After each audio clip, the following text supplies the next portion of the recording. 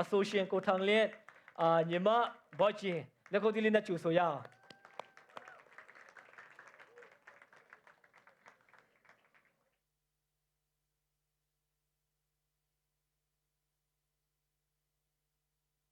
Can I get 3 mics please? Hello.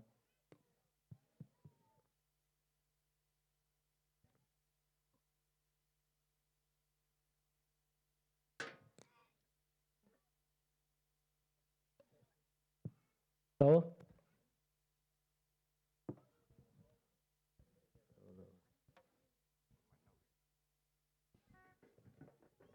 Hello, testing. So ဒီသချင်းလေးကကိုရိုအတွက်ဖြစ်စေမည်ဆိုတဲ့ခေါင်းစဉ်လေးဖြစ်တယ်ကျွန်တော်ခုနပြောသလိုပဲကျွန်တော်ရဲ့ရည်ရွယ်ချက်က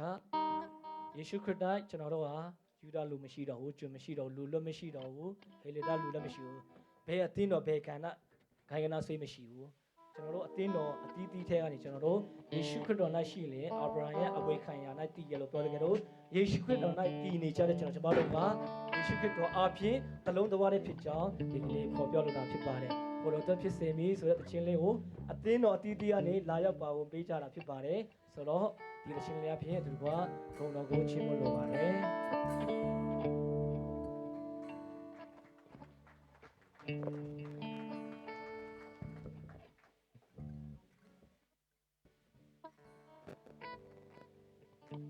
ကျွန်တော်သူတို့ပြီးဖို့အတွက် notes ရေးထားပြီးတော့ notes ယူလာဖို့မေ့သွားပြီ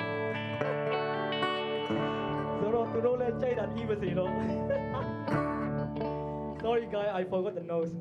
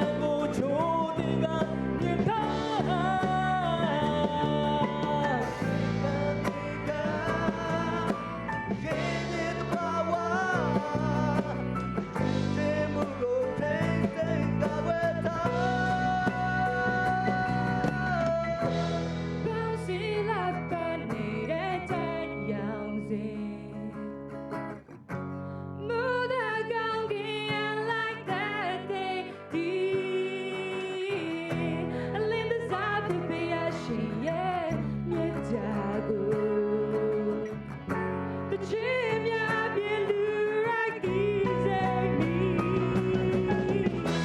ပေါင်းစီတော့ပါနေတဲ့တဲ့ရောင်စီ